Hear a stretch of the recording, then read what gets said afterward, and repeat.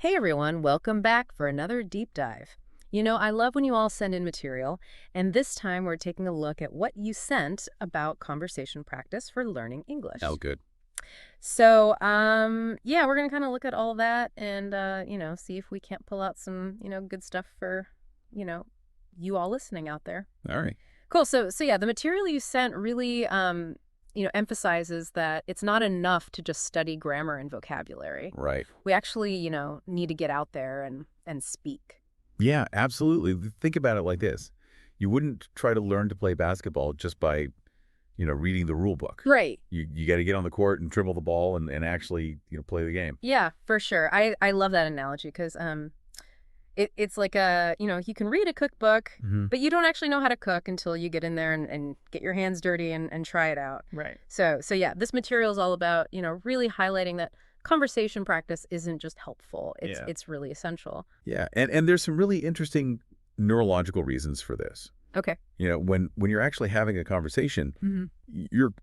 your brain is working really hard. Okay. You're not just passively, taking in information. Hmm. You're having to pull up words and make sentences and adapt to, what the other person is saying and doing. And this actually builds stronger neural pathways than just reading or listening. So it's not just about me feeling more confident. It's actually about my brain getting wired for fluency. Exactly. That's pretty awesome. I remember when I was first learning host speakers' target language, my first conversations felt like I was navigating a maze blindfolded. Uh-huh. But the more I talked, the more those pathways lit up, and it was like I could finally see where I was going. Yeah, and it brings up another great point about conversation is that you encounter so much more than just like textbook English. Right. All those idioms and the slang and the everyday expressions that you'd be hard pressed to find in a traditional lesson. Oh, I know exactly what you mean. It's like, imagine trying to figure out the expression kick the bucket just by looking it up in the dictionary. Yeah. You would think it was about like shoes or something. Yeah. But in a real conversation, you pick up on all those cues from the context and the tone and the speaker's reaction, and suddenly it makes sense. Exactly. Those little cues make all the difference because they immerse you in the real world nuances of the language Yeah. and give you a much deeper understanding than any textbook ever could. Yeah. Yeah. It reminds me of this expression we have in host speakers' target language that it's hard to translate directly, but it basically means to be in a tight spot. Okay. And reading it in a phrase book was totally confusing, but Yeah. when I heard it used naturally, it just clicked. It's like Uh-huh. there's little puzzles you unlock, and then it's like, oh, okay, I get it now. Right. So, we've been focusing on the speaking part of conversation, Yeah. but there's another side to this that's also really important that the material highlights, and that's the listening. It's easy to get so caught up in what we're trying to say that we forget to really listen to what the other person is saying. Yeah. But this source makes it clear that being a good listener isn't just about understanding the words. Right. It's about so much more than that. You got to tune into their tone Mm. and, when they pause and even their body language. If you're talking to them face to face, Yeah. those nonverbal cues add so much more meaning that you just can't get from a textbook. I hadn't thought about it that way before, but it's like it's not just my speaking muscles getting a workout, it's my listening muscles too. Exactly. Which, if I'm really going for fluency, that's huge because being a good listener doesn't just make me better at understanding English. Hmm. It makes me a better communicator overall. Exactly. Yeah. It helps you connect with people better and, respond in a way that makes sense and just feel more confident in social situations. Okay, so we've talked about why conversation practice is so important, but Yeah. what about the how? How do we actually get this practice? Well, the material had some really good ideas about that. Yeah, it did. It was really practical, Yeah, language partners, Mhm. conversation groups, even talking to yourself. which I'll admit I do more often than I should.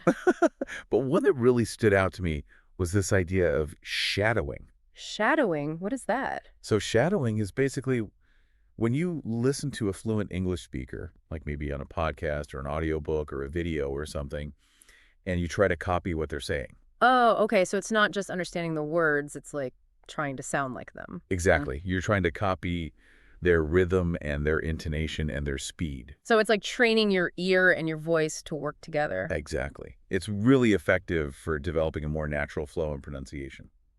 Okay, cool. And the material also mentioned finding the right partners and groups. Like it's not just about any practice. Yeah. It's about having quality interactions. Exactly. You want to be around people who are fluent or at least, a little bit ahead of you in their learning because it exposes you to, more complex language and vocabulary and even cultural nuances. And honestly, it's just way more fun to have engaging conversations. Right. But let's be real for a second. We all make mistakes when we're learning a language. So, yeah. So how do we get over that fear of messing up? Yeah. Well, I like how the material looked at it. Okay. It said, we should see mistakes not as failures, but as proof that we're, pushing ourselves and making progress. I like that. It's like, a baby learning to walk. Yeah. They're going to fall down a few times. Ray. And the great thing is, even native English speakers make mistakes. Really? Oh, yeah. It's all part of how language works. Yeah. The important thing is to learn from your mistakes. Yeah, this reminds me of this one time I totally messed up this phrase in host speaker's target language during a business meeting. Oh, no. I was so embarrassed, but everyone laughed, and then someone corrected me, and you know what? I've never made that mistake again. But that's a perfect example of how mistakes can actually be really valuable learning experiences. Yeah. It's all about how you look at it. You can see them as a roadblock, or you can see them as like stepping stones to fluency. That story you just told about messing up in that business meeting Yeah. reminds me of how important it is to practice, conversation in real-world situations. Oh, yeah, that's right. The material really talked about that. It's like, it's one thing to, be able to conjugate verbs in a classroom, but it's a whole other thing when you're actually out there trying to order food or ask for directions. Yeah, exactly. The textbooks can only get you so far. Yeah. You got to be prepared for those everyday situations that you just can't learn from a book. I totally know what you mean. I remember when I first went to country where a host speaker's target language is spoken. I thought I was pretty well prepared because I had studied the language, for months. But then I tried to buy a train ticket and I just froze up.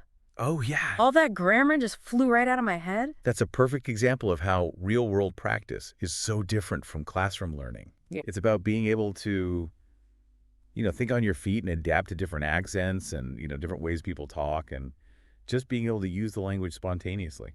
So how can we get better at handling those real-life situations? Well, the material had some suggestions about that. Yeah. Like joining English-speaking clubs or groups, or going to events where you can interact with native speakers, Okay. or even just like striking up conversations with people you meet in your everyday life. Yeah, those are all good ideas, but sometimes it's hard to find those opportunities, especially if you don't live in an English-speaking country. True, but don't underestimate the power of online communities. Oh, yeah. There's so many forums and social media groups and even online games where you can connect with English speakers from all over the world. That's a great point. I've actually had some really good conversations with people through online language exchange platforms. Yeah. It's amazing how technology can bring people together like that. It really is. And those online communities can be so supportive and encouraging. It's like having this, global network of people who are reading for you. And because everyone is there to learn, it takes some of the pressure off. Right. Like it's a safe space to practice without feeling self-conscious about making mistakes. Exactly. And that brings us back to that important point about, embracing those mistakes. Yeah. And seeing them as stepping stones rather than roadblocks. Yeah. It's so easy to get discouraged when you make a mistake. I know. But it's important to remember that it's all part of the process. It really is. Think of it this way. Every time you make a mistake, your brain is actually getting this valuable feedback that helps you improve. Okay. It's like an athlete analyzing their performance to see what they can do better. Yeah, that's a great analogy. It makes mistakes seem less like failures and more like opportunities for growth. Exactly. And remember, even native English speakers make mistakes. Oh, yeah. Language is always changing, so there's always something new to learn. That makes me feel better. So we've talked about real-world practice in online communities and, embracing mistakes. But how do we keep things fun and engaging? Right. Well, the material had some good advice about that, too. Okay. But One of my favorite suggestions was to find conversation partners who share your interests. oh, that's a good idea. Yeah. If you're passionate about something, the conversation will flow more naturally. Right. And you're more likely to stay motivated. Yeah. What are some other ways to make it more fun? Well, think about activities that involve speaking English in a fun way. Okay. like maybe joining an English-speaking book club or taking a cooking class taught in English or going to a language exchange meetup where you can play games and stuff. Those are all great ideas. I think the Uh, key is to find something that, matches your personality and your interests. exactly. And don't forget about entertainment. Okay. Like watching movies and TV shows in English with subtitles. Oh, I love doing that. Yeah, it's a really fun way to immerse yourself in the language and culture. It doesn't even feel like studying because you're so focused on the story. Exactly, and it's a great way to pick up new vocabulary and idioms and even cultural references. Speaking of cultural references, the material also talked about how important it is to, understand cultural nuances when you're speaking English. Oh, yeah. And that's something I hadn't really thought about much before, because I tend to think of English as just one language, Mhm. but it's actually spoken in so many different countries with their own unique, variations. You're absolutely right. English is not just one thing. Right. It's a global language with all sorts of different accents and dialects and cultural expressions. And being aware of those differences can be really helpful, Yeah. especially if you're interacting with people from, diverse backgrounds. It's all about being respectful Yeah. and understanding that, certain gestures or phrases or even topics of conversation Hmm. might have different meanings in different cultures. Yeah, that's so true. I remember one time I was talking to someone from a different English-speaking country, and I used this slang term that I thought was pretty common, and they just looked at me like I was crazy. Oh, no. It turned out to be like a regional expression that they had never heard before. That's a perfect example of how even within English-speaking cultures, there can be these, big differences in how people use the language. Right. And that's why it's so valuable to practice conversation with people from different backgrounds. Yeah, it's like a crash course in cultural sensitivity. Exactly. You learn about different perspectives and customs and ways of expressing yourself. And it helps you develop a more nuanced and flexible understanding of the language itself. Right. It's not just about speaking grammatically correct English. Yeah. It's about understanding all those subtle ways that language is used in different contexts. It's about connecting with people and sharing experiences and, broadening your horizons. Absolutely. And, as you continue learning English, it's important to remember that developing fluency isn't just about mastering grammar and vocabulary. Right. It's also about finding your own voice and expressing yourself authentically. That's a great point. It's about feeling confident and comfortable using the language to communicate your thoughts and ideas.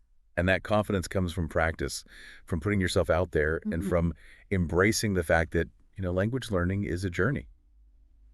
Okay, so we've covered a lot of ground today. We've talked about real-world practice and online communities and embracing mistakes and keeping things fun and understanding cultural nuances and finding your own voice. Yeah, that's a lot. So what are some key takeaways that you hope our listener will remember from all of this? Well, I think one of the most important things is that conversation practice should be enjoyable. Yeah. It shouldn't feel like a chore or a burden. Yeah, Find ways to make it fun and engaging and relevant to your interests. I completely agree. And remember that it's a journey. Right. Don't get discouraged if you don't see results overnight. Just be patient with yourself and celebrate your progress and enjoy the process. As we're talking about all this, it makes me think that conversation practice is a lot like physical exercise. Oh, how so? Well, you have to be consistent to see results. Oh, that's a great point. Right. It's not about, cramming in one long session every once in a while. Right. It's about, showing up regularly, even if it's just for a little bit each time. Yeah, like you wouldn't expect to run a marathon after just a couple of jogs around the block. Exactly. It takes time and dedication and consistent effort. And just like with physical fitness, there are so many different ways to approach language learning. Yeah, that's true. Some people love learning in groups and others prefer one-on-one. Right. Some people like structured lessons and others like to just immerse themselves in the language. Yeah.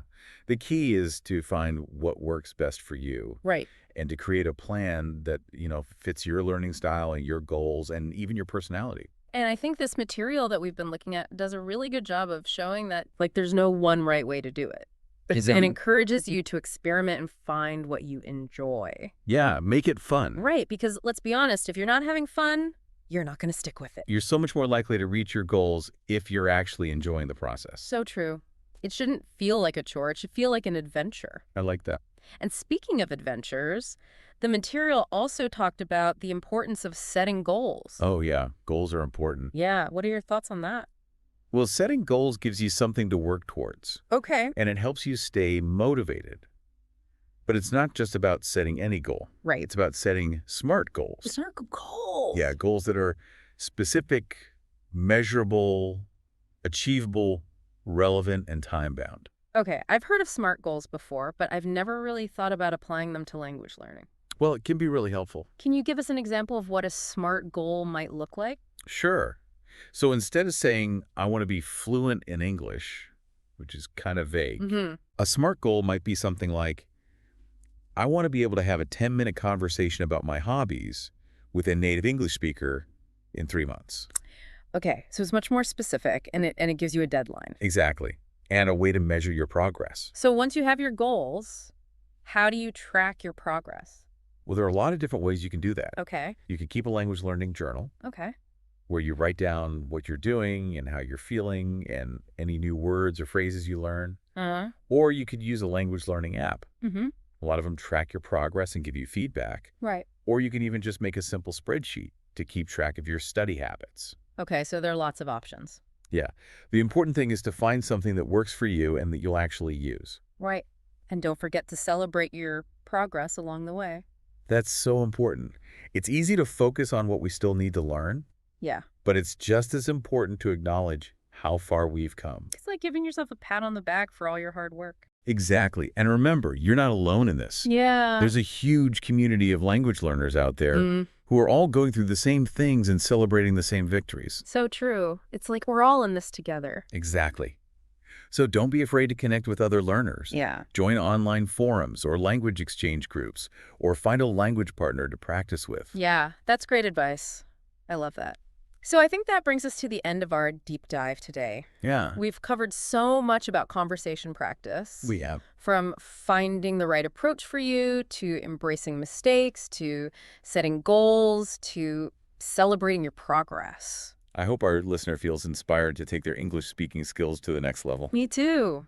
Remember, consistent practice, a positive attitude, and a willingness to try new things are key to becoming fluent and confident.